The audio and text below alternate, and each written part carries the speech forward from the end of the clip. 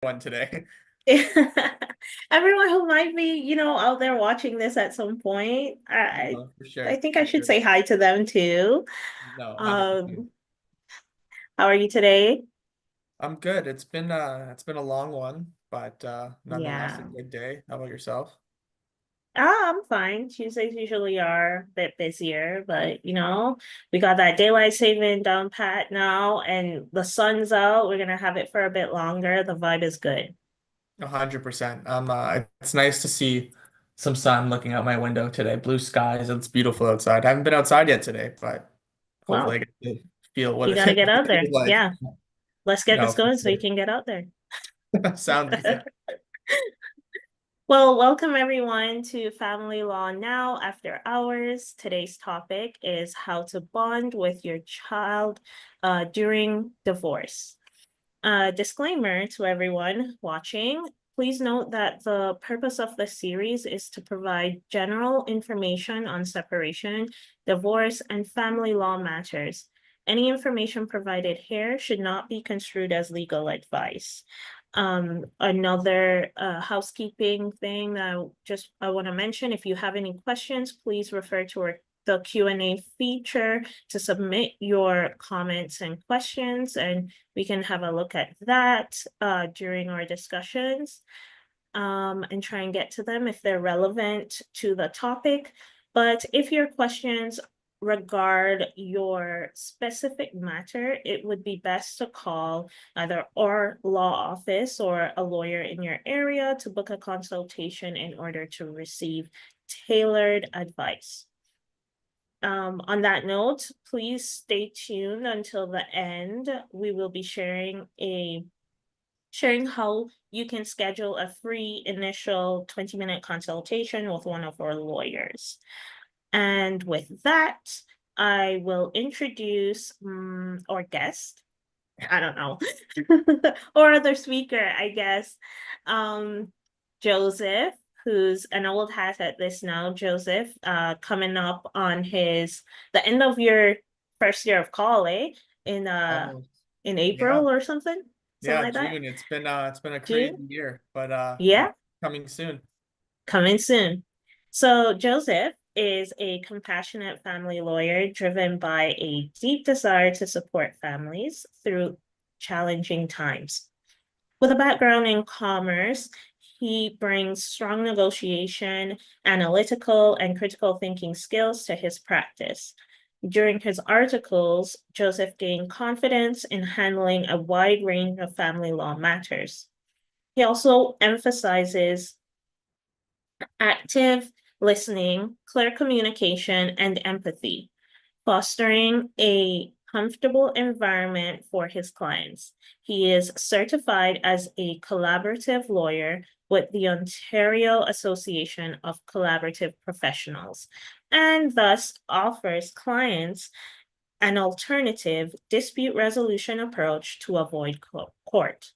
Outside of work, Joseph is a dedicated Toronto Maple Leafs fan and an LA Rams fan and enjoys playing hockey and watching comedy movies. Yeah, Joseph. All right. Thank you for the intro. No worries. I am an articling student here at Russell Alexander. My name is Jodine. I attended Queens along with Joseph. We had a couple classes together. And while I was at Queens, I got the opportunity to hold my advocacy skills through roles at the Neighborhood Legal Services Legal Clinic, as well as the Family and Children's Services of Frontenac, Lennox, and Addington counties. So these experiences helped me to develop, empathy and insight into social issues and also family law issues more throughout those experiences. So, and outside of work, I enjoy new activities. I did ultimate frisbee last summer. Let's see what I pick up now. I don't know. I'm thinking salsa or something like that. So just switching it up Salsa. completely. Wow. Yeah, salsa dancing or maybe like push the limits and do samba. I don't know. That's novel. Good for you. Samba's hard, but I'll try. So we have a very pertinent topic today, as are all our topics, I find. Today's discussion will focus on the dynamics of bonding with children during divorce.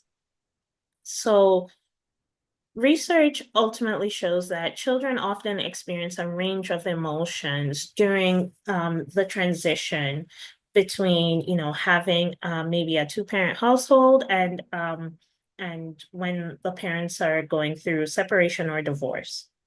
This can include confusion, sadness, fear, and even guilt. So, understanding these responses and the factors that influence child parent relationships during divorces and separation can help shape how parents engage with their children during this time. So, the first topic that I'm going to talk about is acknowledging the transition. So children process divorce differently based on their age and maybe their development stage. Younger children may struggle with understanding the permanence of divorce, while older children may be more aware of the implication and ask more complicated questions.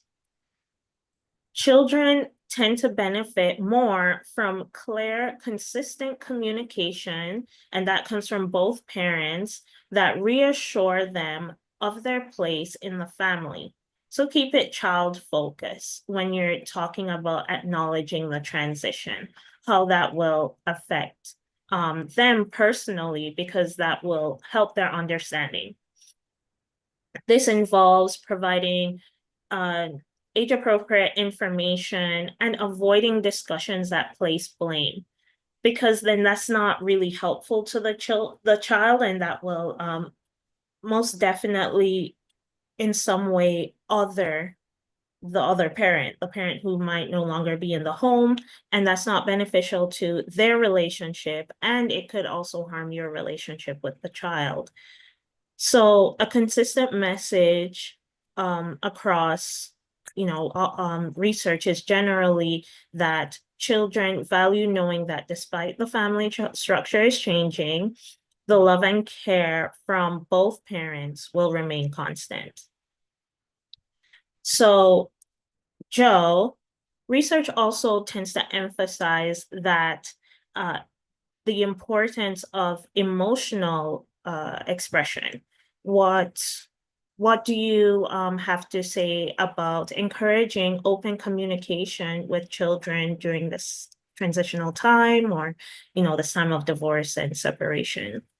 For sure. So, like as you mentioned, it definitely is a very difficult time. It's difficult for the parents going through this process, but aside from them, it's also difficult for the children if there are children in the relationship, right? So it's difficult for the household in general. And there's varying emotions that are going on, whether that be, stress, feelings of distraught, sadness, you name it, it's there. But as most of us know, especially towards younger children, children themselves are often really hesitant to express how they feel about their parents' separation. And while they may not have the emotional vocabulary, as we know, to fully understand their own feelings, it is essential, excuse me, it is essential that they feel that they can talk to either parent without fear or judgment. That's number one, right? And, separation, divorce, both often leave children feeling confused, afraid, um, or even angry sometimes. More often than not, children sometimes resent parents for putting them in this situation, and that's usually expressed, as they grow older and years down the line. And children may worry about being blamed, or about changes in their future, right? So as parents, it is your job to create a safe space for them to express these feelings and to reassure them that their emotions are valid. What I tell clients, it's a 101 when we either have our intake or in our first initial meeting. As a practical tip, what I'd like to tell my clients is to set aside a dedicated time to listen to your child without Mm. interruption, whether it's a casual conversation over dinner, it could be a walk around the neighborhood, and be able to ask open-ended questions. And these open-ended questions, for example, can be, how are you feeling about the changes happening? Or is there anything about the separation that's confusing to you? Right? So these are good things to sort of get the dialogue and the conversation going. It's also important to be mindful of your own emotions, right? During these conversations. So sometimes I tell parents, to be patient, don't jump to conclusions, don't dismiss their concerns, don't get angry or upset about the questions your children are asking, because more often than not, they're valid questions. And again, children already have a difficult time enough expressing their feelings, so they don't also need to be having a fear or um, any notion that their feelings are being compounded by the parent who maybe themselves are going through a difficult time and are unable to express their feelings. So it's really important. And from a legal perspective, the emotional and psychological well-being of a child is paramount. We've discussed it in great detail. It's in the it's in the Children's Law Reform Act.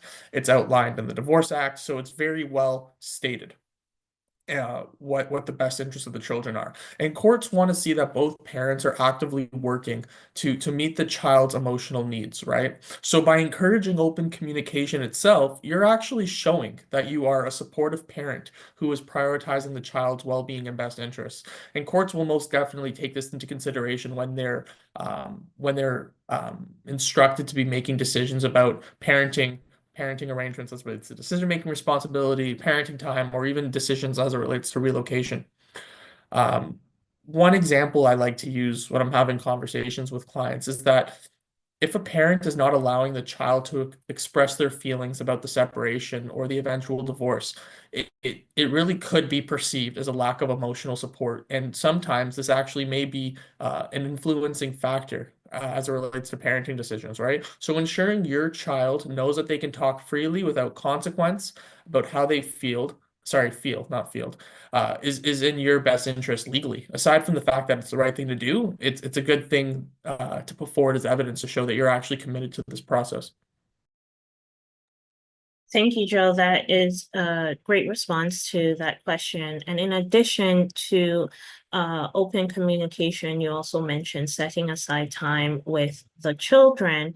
And that takes me into quality time. So quality time is a significant factor in maintaining an emotional connection with children, as Joe mentioned, during and after divorce.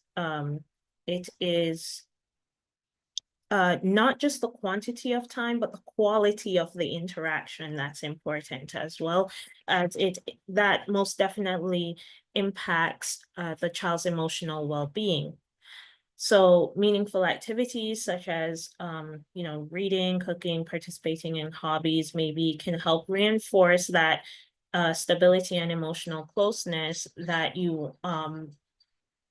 the divorce or separation may have shaken up in your family dynamic, and finding different ways to build new traditions or new new family hobbies, could be a way to bring emotional closeness back where into a space where there has been a lot of instability. So these opportunities also help provide children with the feeling of being seen and valued, which can be especially important during times of significant changes, such as divorce and separation. So it's really important to maintain predictable routines as well.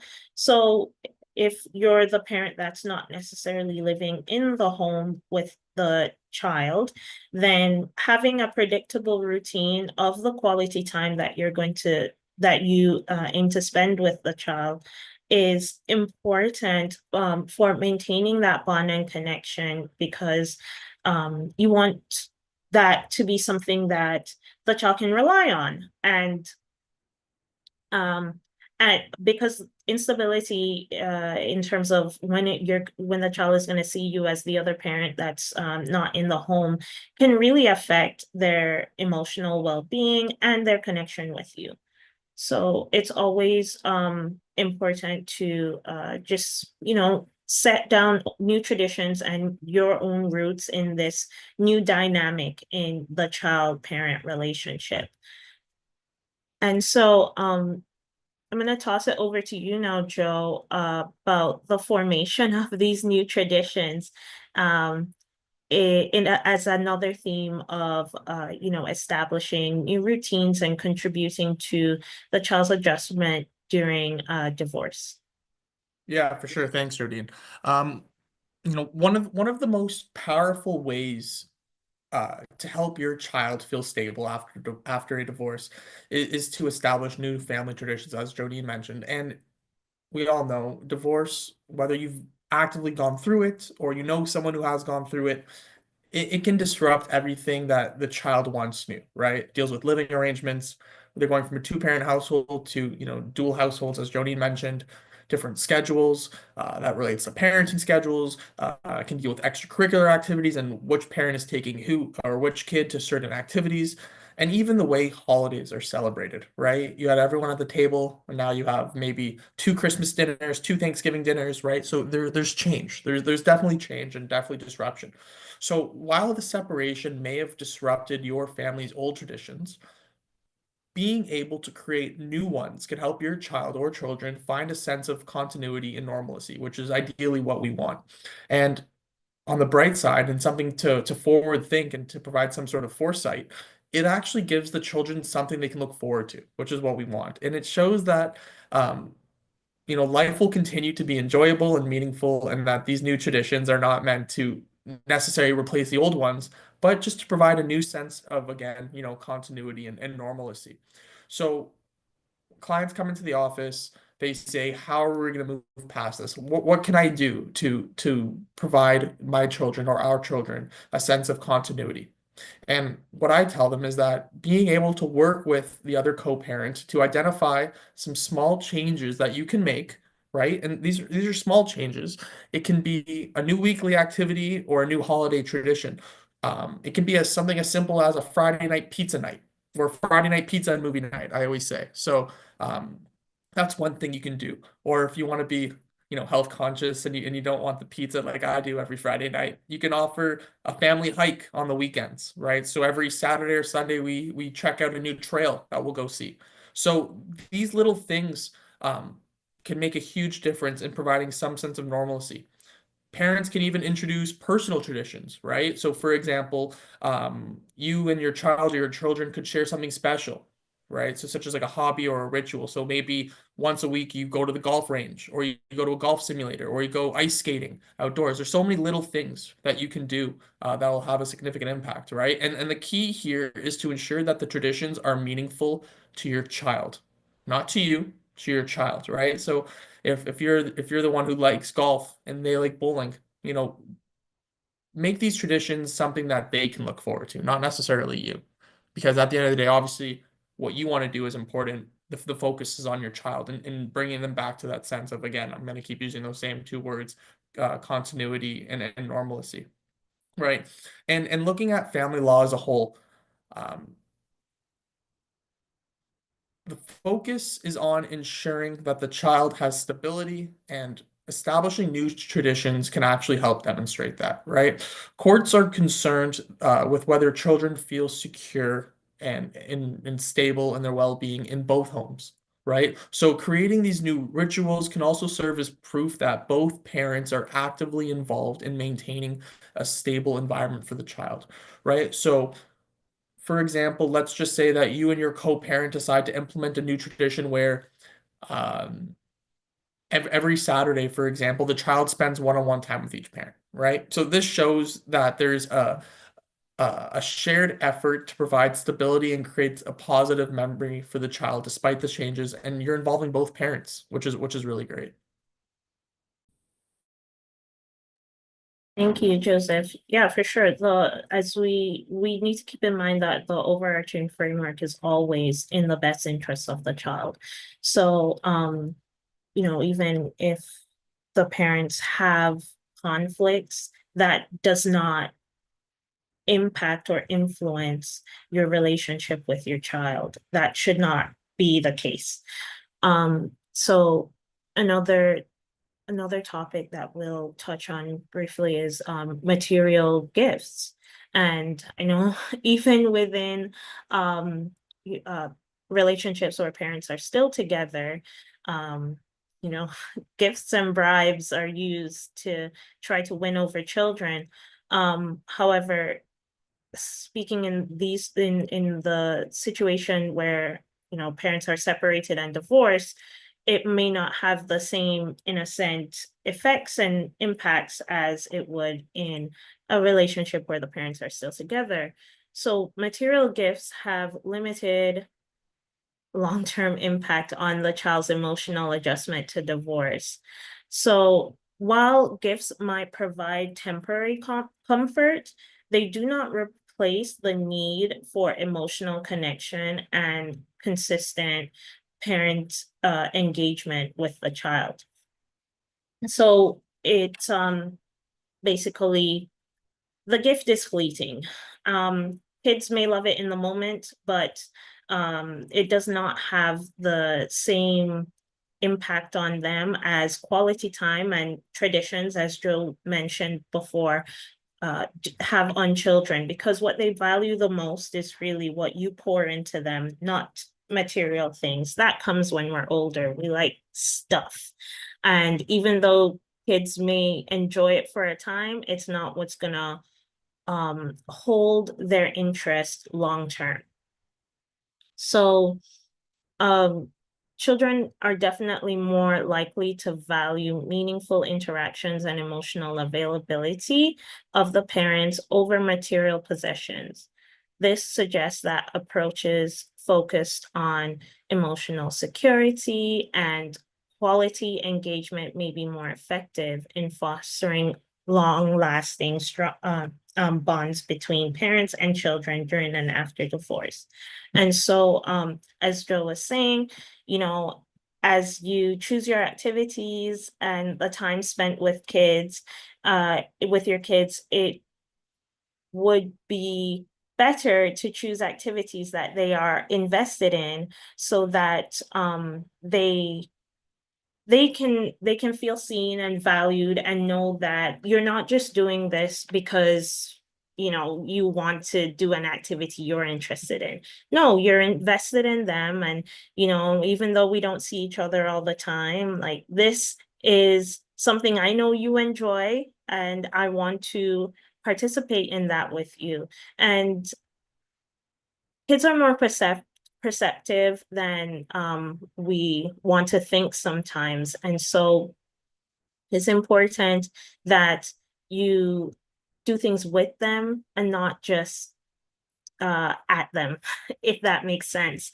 Um, yeah, so I don't know if you have any thoughts on uh, bribes or gifts, and I don't think they're beneficial at all. They're not. But I mean, uh, I'm in a case right now. It's a highly contentious parenting matter that's in the court system. There's mm, two OCL lawyers involved, one for each child. And I mean, without getting into too many details, mhm, one parent who doesn't really have uh, any parenting time with one of the children is giving gifts to the child that she does see more frequently. So uh, from that perspective, from the other child who's not receiving gifts, it's like, well, why is mom doing this for child A, but it's not being reciprocated for me? And I mhm, mean, hearing the OCL lawyers, and for the OCL who don't know, it's Office of the Children's Lawyer. So it's a government institution where they provide legal services to minors in this province. And child B says, well, why is parent X, or why is mom giving gifts to child A but not to child B and not to me? Like, does she not love mhm, me? Do they not love me? So I mean, be very, very careful with your acts, because I mean, it's definitely noted by the courts. It's noted by your children. As Jodine said, children are perceptive. It doesn't matter how young they are, they know what's going on. And I know for a fact they know what's going on, because even if they can't articulate it correctly or appropriately, as we've discussed, they have Mhm. difficulty doing so. So studies suggest that they very well understand it. And just because they can't communicate that they understand it, it doesn't mean that they don't understand it. So Okay. I would definitely avoid um, materialistic items as a way to bribe as a way to bribe a sense of normalcy, or to suggest Yeah. that one parent, maybe, for example, has more residual income so they can actually afford these things. So they're more Mhm. excited to go to parent A's home. When they're coming back to parent B's home, they say, well, parent A has the Xbox, parent A takes us out for pizza and for nice dinners, then we go bowling after, go to the movies, and only at parent B's house, we don't have any game systems, and we have to play board games, or maybe we have to rent a movie. There's little things like that. And it's just being able to ensure that each parent's on the same playing field with respects to what they can offer in each other's homes. I mean, if I'm the parent who has a little bit more residual income than the other parent, I know that you're already paying table child support, you're already paying Section 7 expenses, but making sure that the children have the same items in both homes, I mean, is not just to say, as to one parent, I make more than you. This is what I can provide for the children, therefore they should be in my care more. No, you should have the mindset where you're saying that, listen, you might not have that residual income at the end of the month that I do. Maybe as Mhm. a suggestion to make sure that the children also feel comfortable at your home is that I'll actually let the children take the Xbox from my house and bring it to your house on the There weekends, you go. or Yeah. or maybe purchasing something additional. So I mean, Hmm. it's really good to level the playing field and not to have that superiority over the other parent just because you have more residual income at the end of the day than they do. Yes, and we've spoken about this in previous sessions where it's not about winning or losing, and the court sees right through that. So, if that's the way you're approaching your family law issue, your family law matter before the court, they can easily identify that you are not acting with the child's best interest in mind. You don't want to be appearing to the court that you're in a game of win and lose with the other parent, because ultimately the loser will always be the child that's involved, Mhm. and stuck in the middle, or the children, or yeah, exactly. So I'll leave it at that. um so Joe, Mhm. thank you for uh piggybacking on that topic with me. I'm going to throw another question your way. Sure. So, when distance is a factor, technology can become an important tool for maintaining relationships. So, what are your thoughts on how technology can help parents stay connected with their Sure. children? For sure. Thanks, Joe. So I mean, technology, as you said, technology can be an incredibly powerful tool in maintaining strong connections with parents when they're separated. And I mean, we saw this grow exponentially during COVID, where Hmm. parents were separated and virtual communication was really the only means to exercise parenting time when we had the lockdowns, when we had those household restrictions in place. So I mean, in today's digital age, distance no longer means disconnect. I think that's quite evident.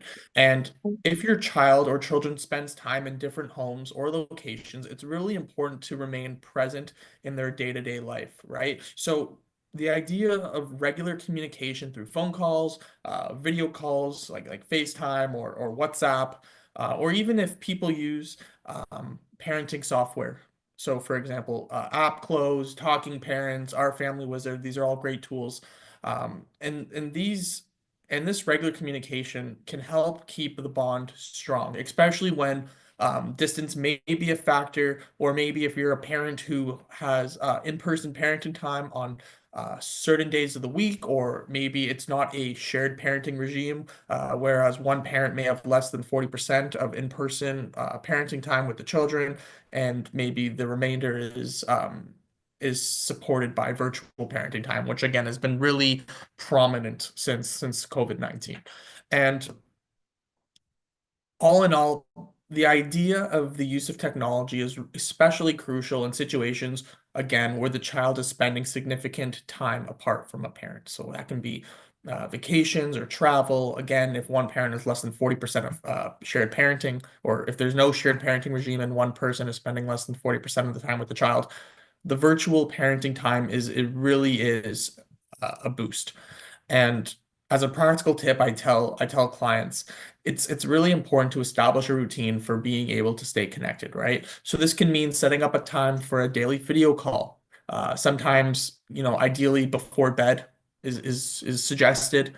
Some people like to do it after school when they get home. Both work well. I like the idea sometimes before bed because it allows you to say goodnight. Sometimes parents use it, especially if they're younger, to read them a bedtime story. So there's different ways that they can utilize this daily video calls. And parents, especially if the child's older and they have access to a cell phone, or even if the other parent is willing to receive these text messages or other forms of communication, I tell parents they can send a quick text to their child or to the other parent to relay that to them, or even send a quick voice note, messages throughout the day, let them know that you're thinking about them. And as always, it's really important to make sure that both parents agree on these schedules to avoid confusion, overburdening the child. I mean, that's why it's usually preferred that this communication is done after school, or even on the weekends, like I said, an after school thing or a before bed thing. Um, and looking at this from a legal perspective, right? Family law encourages both parents to remain involved in the child's life, and using technology to stay connected is considered a positive effort. And again, it's now greatly utilized as a means of communication and to sort of sometimes even replace in-person parenting time when it's no longer possible, or maybe as I've previously mentioned, the distance is too great, whereas in-person parenting time cannot occur as frequently as one would like. And courts appreciate when parents are able to manage long distance co-parenting through virtual communication, as it really allows and reinforces the child's relationship with both parents to continue and prosper. I've seen it many times where courts may consider the use of technology to maintain meaningful contact as an indicator sometimes of a parent's commitment to the child's well-being. So, is parent A working towards facilitating these calls? Are they and helping initiate the calls? Are they allowing the facilitation of these calls to actually go on for what they should be? Is parent A maybe not facilitating the calls? Why is that, right? So, I mean, there's a lot of things that come into play when we're looking at a parent's commitment to the child's well-being. Um, some examples I'd like to share.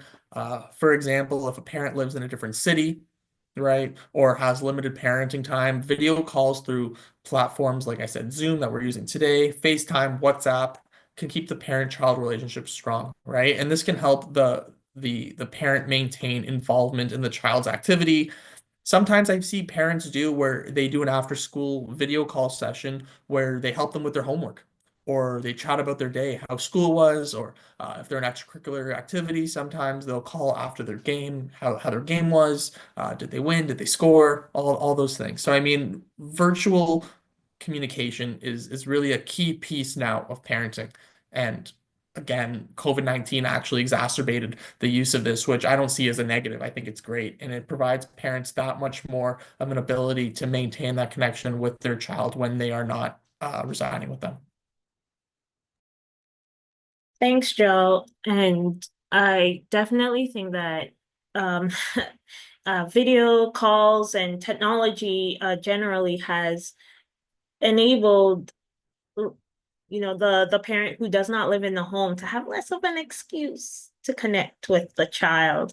Um, because I remember I was helping a lawyer with this one matter, and it's the parent in that case lived in another province, and parenting exercising the parenting arrangement that they had in place was not feasible at the time.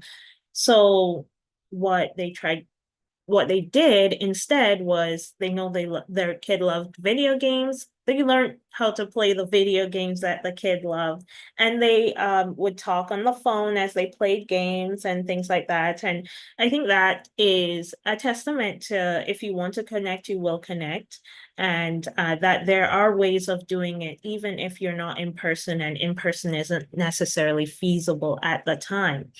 So thanks, Joe, for sharing that. Um, so with respect to the relationship with the other parent, I know Joe has said a lot about this um, in this session so far. I'll just say a few more pieces.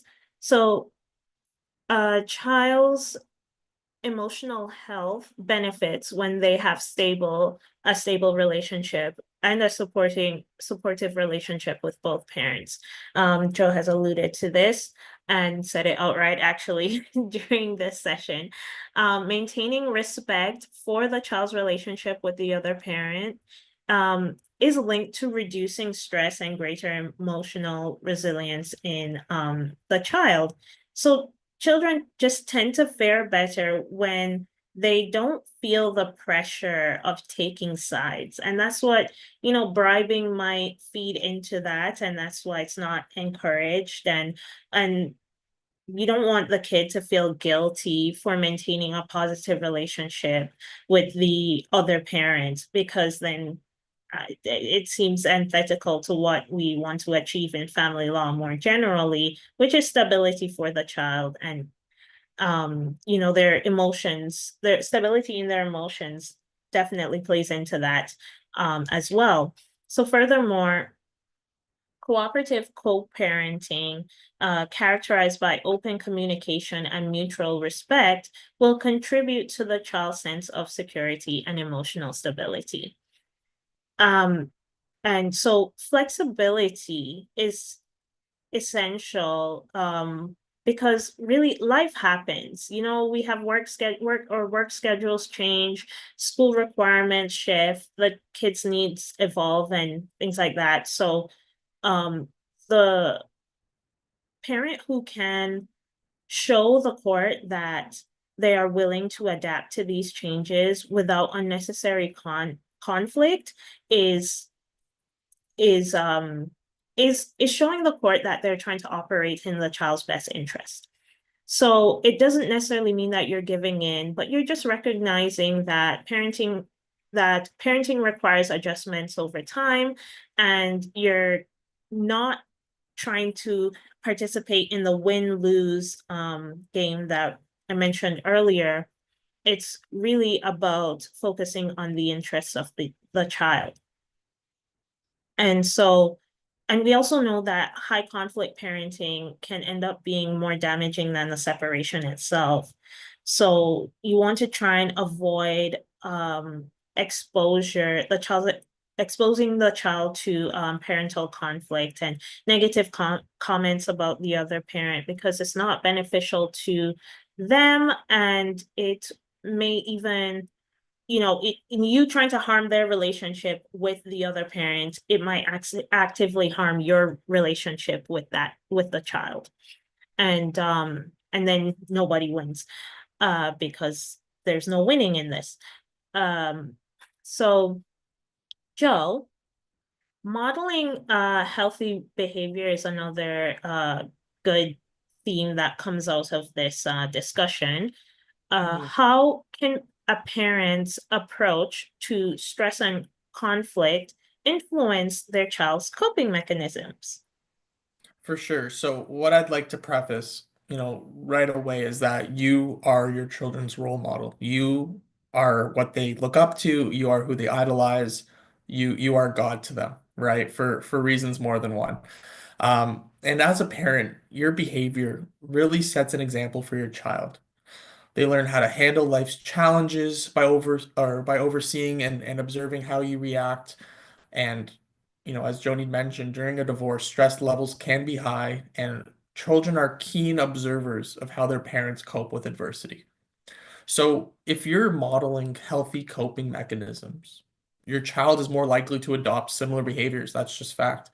And, this includes dealing with stress, managing emotions, and maintaining positive habits, right? And this also means not getting into verbal or physical arguments with your spouse in front of the children or even in earshot, right?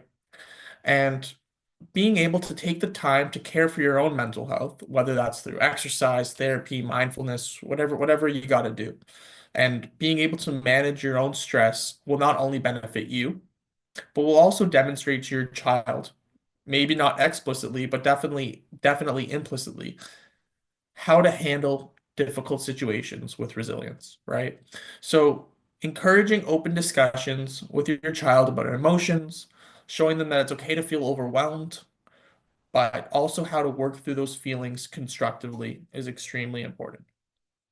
And family law takes into account the ability of both parents to handle stress and conflict in a healthy way, right?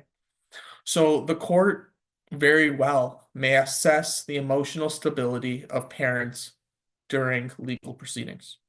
By being a good role model, you're able to convey that you are capable of managing challenges in a calm and positive manner, which can actually strengthen your case for having certain decision-making responsibility or parenting time, of your children. And if your child sees you handle stress in a calm, collected manner, whether it's through therapy, taking time to relax, again, not engaging in verbal and definitely not physical um, violence in the home, because there's absolutely no reason for that, nor an excuse for that. Um, Simply put, the children will learn that it's okay to feel upset, right? It's okay to have these emotions, but there are ways to process those feelings without letting them spiral out of control. And I think as adults and parents, sometimes we forget that we have youngins in the home who again idolize you, respect you. You are their role models. And if you are unable to handle your emotions in an appropriate manner, that is going to be reflective towards your children and the court, which I mean is not ideal in both situations. It's not ideal in general, right? So I always say if there's in a toxic environment or maybe things are getting a little out of hand at home, there's no reason why you can't step out of the house for a couple hours and let the air clear before returning. Being the bigger person is what's going to benefit you. It's what's going to benefit your children, and what's going to benefit you as me, Jodine, any of your lawyers are conveying to a judge why it's in your child's best interest for you to have X or why it's in your child's best interest to have Y. Give us the evidence that we need to put your case forward and to be your advocate, right?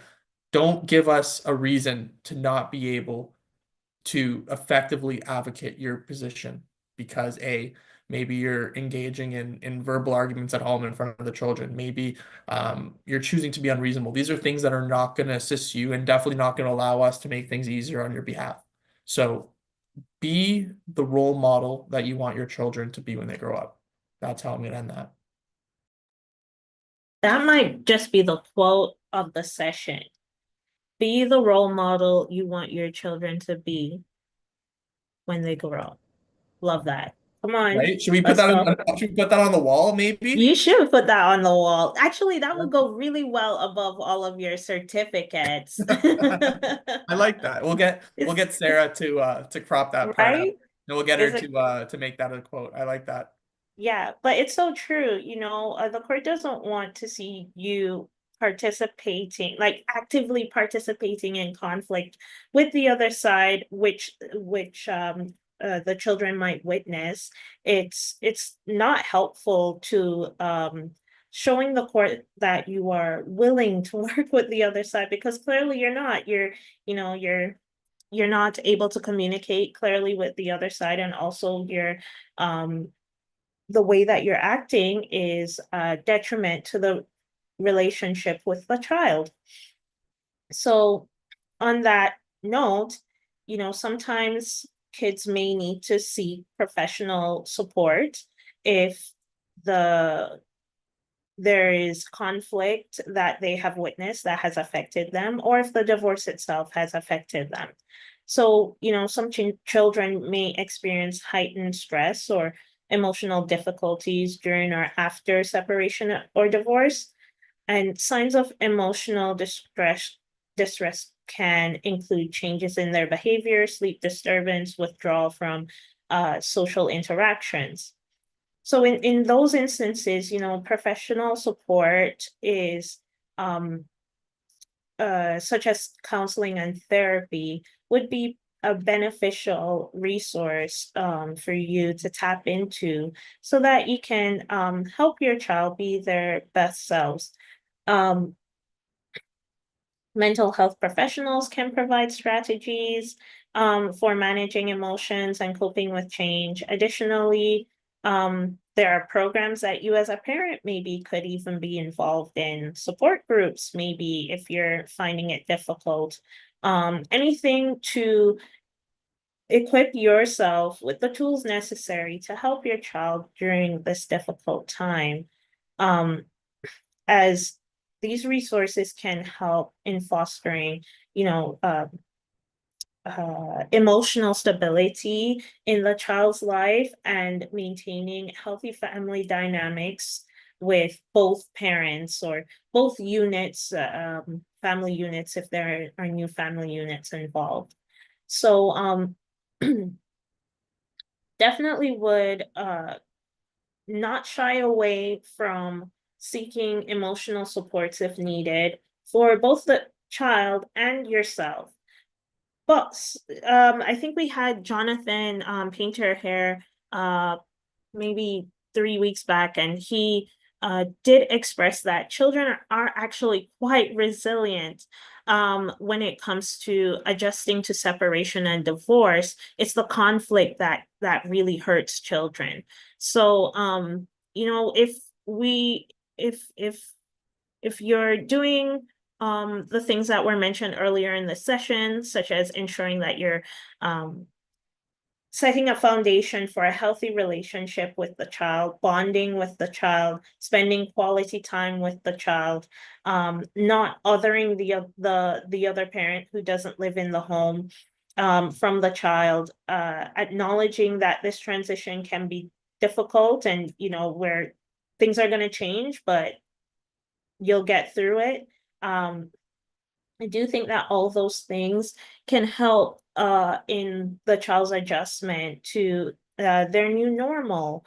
And so it's not always the necessary to take the route of seeking professional help, but where it looks beneficial to you, 100% go for it. I don't know if you have any other thoughts, Joseph, on that. No, I think just, sort of to piggyback what you said, it's not a sign of weakness, it's a sign of strength, actually. So engaging in these community resources is definitely of benefit. And there's research to show that it is a benefit, and there's no harm in engaging in same. Harm at all. 100%. It's about you assessing the situation and making sure that it's right for you and your family. And yeah, it usually, I don't see it wouldn't hurt, you know? So thank you, Joe, for sharing these insights with us. And also thank you to the listeners for joining us.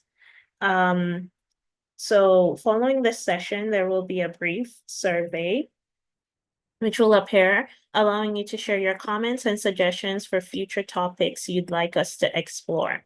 Your feedback would be greatly appreciated. I know I'm trying to get better every time I do these. And so it would be greatly appreciated if you could give us your feedback. You can book now to take advantage of the opportunity for the complimentary consultation that I mentioned at the top of the session. You can contact our intake team at intake@russellalexander.com and provide the code Sunny March. That's SUNNYMARCH. I can spell. Yeah, Sunny March. So the registration is open for our next event, how to gain financial stability during a divorce. All these topics are super helpful and super practical. So we hope to see you next time. Thank you so much again to Joe. And off you go to hockey. Off I go to hockey. Thanks, Joe, for hosting. You did absolutely great, and you're definitely a natural, and you've definitely come a long way. So, Oh, claps to you. please. Okay. Thank you. Thank you. No Bye.